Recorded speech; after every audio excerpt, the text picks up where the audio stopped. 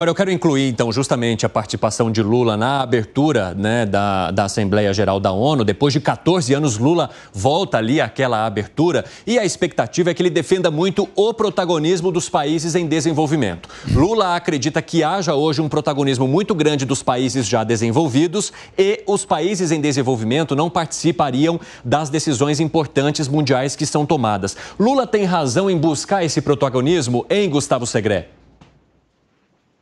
Em buscá-lo tem, Evandro, a questão é consegui-lo. Porque quando você toma a determinação de tentar posicionar como maior fortaleza o país desenvolvido, o país em desenvolvimento, pelo fato dele estar em desenvolvimento, está errando na premissa. Seria a mesma coisa que você disputar cargos iguais para uma pessoa que tem doutorado com uma pessoa que não terminou o ensino fundamental. E só pelo dar mais importância àquela pessoa que não teve essa oportunidade. Não, brinda a oportunidade. A pergunta seria, por que os países em desenvolvimento são em desenvolvimento? E uma das explicações que tem, entre outras, é o cuidado do recurso público. Por exemplo, tem países que vivem, Argentina, por citar o exemplo, muito categórico. E por que está em desenvolvimento o tempo todo? Porque nos últimos 122 anos, somente 10 teve superávit fiscal. Então, lógico, vai continuar sendo em desenvolvimento com muita sorte. Deveria ser um país pobre, não em desenvolvimento. Venezuela e Cuba estão na mesma linha.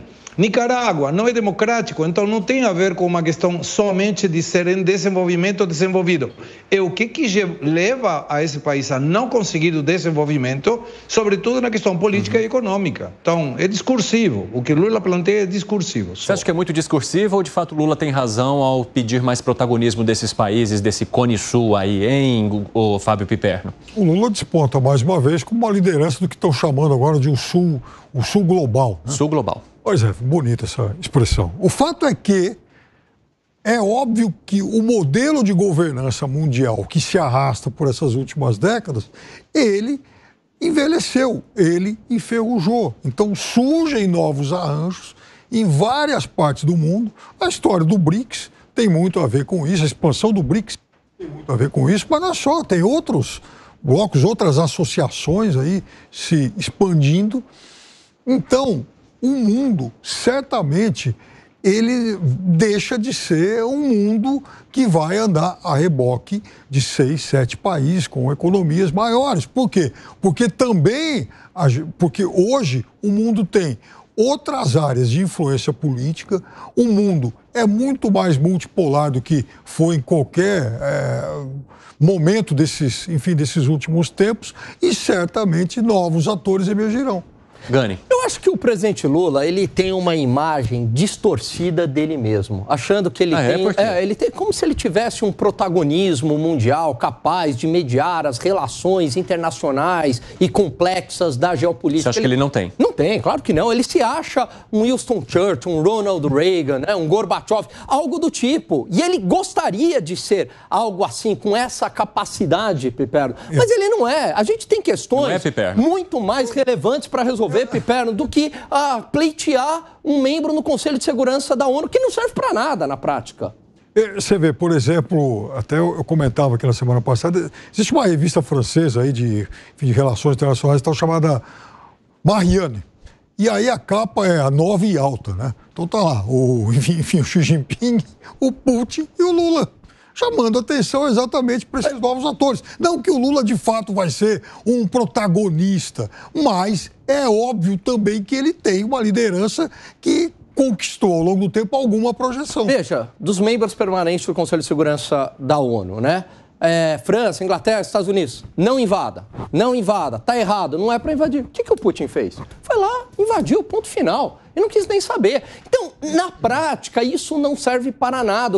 Como é que você vai peitar a Rússia? Como é que os Estados Unidos vai entrar em confronto direto com a Rússia? Não tem como, porque o outro lado também tem arma nuclear, um estoque muito grande de arma nuclear. E a Rússia se aliou com a China. Então, assim, não é o presidente Lula que vai ser esse mediador e acabar essas tensões. Mas é um mundo com novos arranjos econômicos, inclusive. Piperno, a gente tem basicamente hoje duas forças. A gente tem, de um lado, os Estados Unidos, liderando o bloco ali junto com a União Europeia, e do outro, Rússia e o chinês. É isso daí. Onde que o Brasil entra aí? A melhor coisa para o Brasil, como ele tem interesses comerciais, tanto com os Estados Unidos quanto com a China e também com a Rússia, por conta de fertilizantes e commodities, é não entrar nessa. Porque se você entrar nessa e tentar ser o mediador, você vai ter que escolher um lado. Agora, Gustavo Segré, Brasil deve aproveitar justamente esse palanque na frente de outros líderes mundiais para insistir na entrada do Conselho de Segurança da ONU, que o Gani falou aqui que não serve para nada. E você, o que acha dessa insistência do Brasil? Concordo com Alan que não vai ter uma prestação muito prática, mas de qualquer maneira deve ser aproveitado. Lula está certo em tentar aproveitar, porque seria realmente uma questão histórica. Mesmo que o resultado não seja tão gratificante, o fato de ser parte do Conselho pode ser uma honra para o Brasil e seria uma premiação pela insistência do Lula. Mas deixa eu colocar mais uma questão aí no debate. O Dani está discordando de você pela primeira vez em mas décadas. qual é o benefício prático para o Brasil? O que isso traz de resultado para a gente? Tudo bem, é emblemático, o Brasil está no Conselho, mas o que isso traz de investimento, de crescimento, de emprego? Mas desde quando Lula se preocupa por isso? Ele quer ser lembrado, claro, ele quer ser lembrado como o presidente que conseguiu que o Brasil entre no Conselho. Daí, se serve ou não serve, é outra questão. Ele quer ser lembrado como o presidente que tentou terminar com a guerra da Ucrânia, mesmo não cumprimentando de longe a uma das partes. Mas aí, deixa eu só colocar, Evandro, um ponto mais. Claro. Ele vai ter uma reunião, teoricamente, com Biden. Vou incorporar o Biden nessa reunião agora, dizendo, desculpa, senhor Lula, o senhor é o mesmo que há 2 dias atrás falou em Cuba que o nosso embargo era ilegal? É o mesmo Lula ou é outro Lula que vem conversar comigo? É uma vergonha do ponto de vista geopolítico essas mudanças, tentar ficar bem com um, com o outro.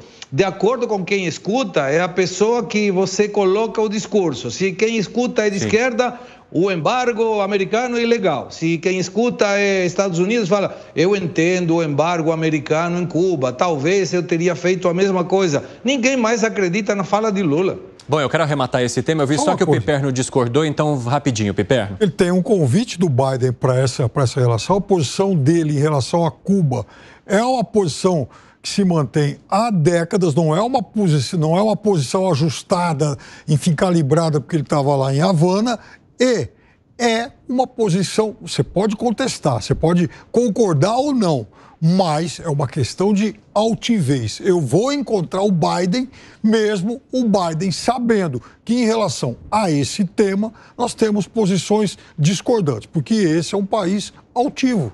Pessoal, eu quero trazer mais um tema, agora sair um pouquinho da política externa e vir para a política interna.